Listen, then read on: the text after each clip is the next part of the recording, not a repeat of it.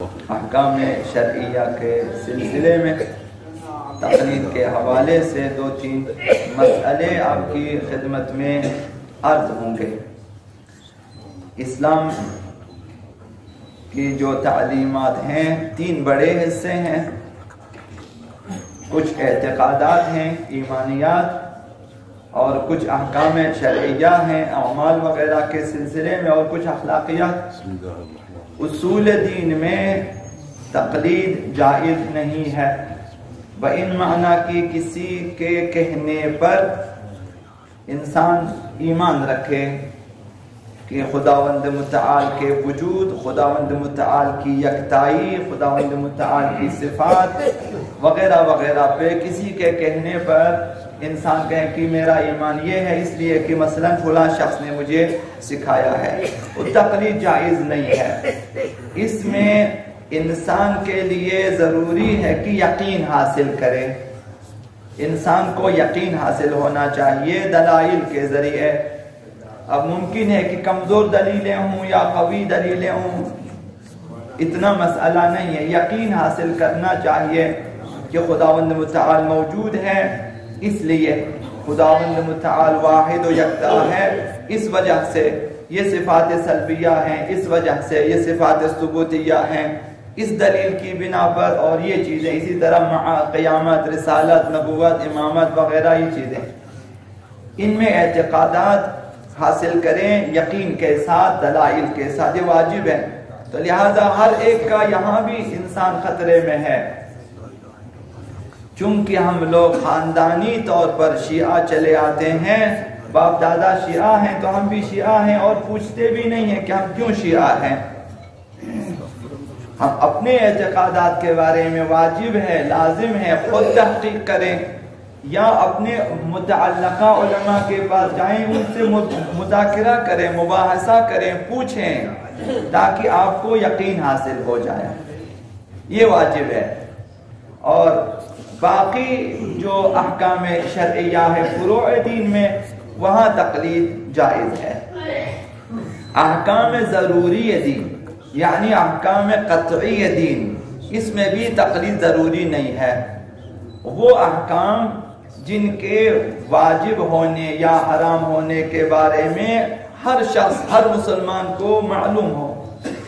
وہ ہے احکام قطعی اور احکام ضروری دین، احکام بدیہی دین، کہ نمازیں 5 نمازیں دن میں واجب ہیں، سب کو معلوم ہے، کسی کی تقلید کرنے کی ضرورت نہیں ہے، شراب حرام ہے، تقلید کی ضرورت نہیں ہے، سب کو معلوم ہے۔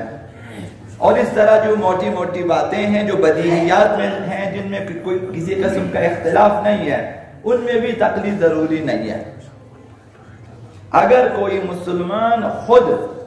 دینی مسائل کو قرآن و سنت سے اخذ نہیں کر سکتا، یعنی اجتہاد نہیں کر سکتا،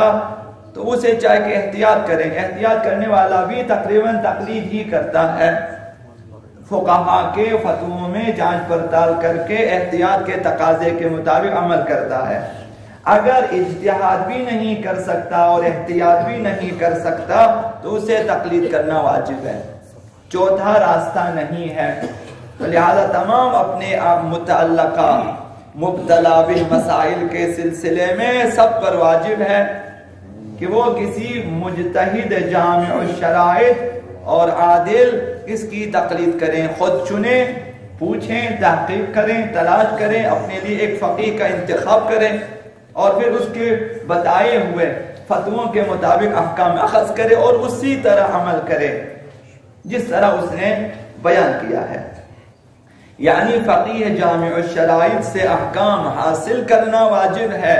اور اس کے مطابق عمل کرنا واجب ہے۔ آپ کا وضو آپ کو معلوم ہونا چاہیے کہ میرا وضو اس فقیہ کے فتووں کے عین مطابق ہے، یہ آپ کو پتہ ہونا چاہیے کہ آپ نے سر کا مسح کہاں سے کہاں تک کرنا ہے، پیروں کا مسح کہاں سے کہاں تک کرنا ہے، 1 دفعہ دھونا ہے ہاتھوں کو، چہروں کو مثلا 2 دفعہ دھونا ہے، وغیرہ وغیرہ، تمام متعلقہ مسائل، اسی طرح غسل کے مسائل، اسی طرح باقی مسائل آپ کے مجتہد فقیہ کے فتووں کے مطابق ہونا چاہیے۔ جو شخص خود مجتہد ہو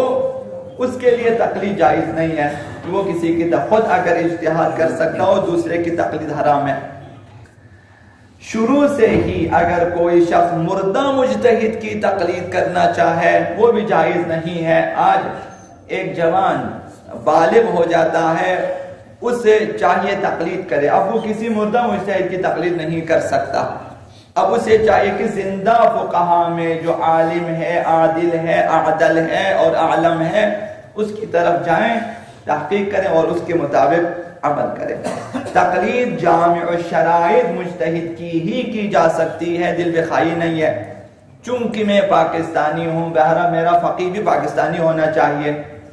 چونکہ میں عراقی ہوں میرا فقیہ عراقی ہونا چاہیے، یہ نہیں ہے۔ دنیا کے جس کونے میں جتنے فقیہ ہیں آپ کو معلوم ہونا چاہیے ان میں سے کون اعلم ہے، کون اعدل ہے اور کون سب سے بہتر ہے، اس کا چناؤ کرنا چاہیے اور اس کے مطابق عمل کرنا چاہیے، چاہے وہ کسی بھی سرزمین سے اس کا تعلق ہو، کسی بھی زبان سے اس کا تعلق ہو، کسی بھی خطے سے اس کا تعلق ہو، جامع الشرائط ہونا ضروری ہے۔ فقیہ عادل وہ فقیہ ہے جو واجبات کو بجا لانے والا ہو، محرمات ترک کرنے والا ہو اور ان کے ہمنشین ان کی خوبیوں کی تصدیق کرے، وہ عادل فقیہ ہے۔ یہ کچھ شرائط ہیں۔ عالم مجتہد موجود ہو تو غیر عالم کی تقلید جائز نہیں ہے۔ آج بھی اگر آپ جس مجتہد کی تقلید کرتے ہیں، آج آپ کو پتا چلا کہ وہ مجتہد اس سے زیادہ عالم ہے، جیسے ہی پتا چلے یقین ہو جائے کہ وہ عالم ہے، یہ تقلید چھوڑنا واجب ہے، ادھر آنا واجب ہے۔ اب اس کے بعد یہاں رہنا حرام ہے۔ اگر دوسرا عالم پیدا ہو جائے، معلوم ہو جائے وہ اس سے بہتر ہے، تو انسان کو چاہیے کہ وہاں پہ جائیں۔ عالم مجتہد وہ ہے جو دوسرے مجتہدین سے زیادہ احکام شرعیہ کو خود کتاب و سنت سے سمجھنے کی صلاحیت رکھتا ہو۔ تو یہ ہمارا شرعی ذمہ داری ہے کہ ہم اپنی تقلید کو، جو کہ ابتدائی مسئلہ ہے ہمارے اعمال میں، بنیاد ہمارے اعمال اور عبادات کی یہاں سے شروع ہو جاتی ہے، تقلید سے، اسے ٹھیک کر دیں، درست کر دیں، اپنے مجتہد کا انتخاب کریں، اس کا رسالہ حاصل کریں اور اس کے مطابق سیکھیں اور عمل کریں، تاکہ قیامت کے دن یہ ہمارے اعمال درست ہو جائیں، قبول ہو جائیں اور ہمارے لیے باعث نجات بن جائیں۔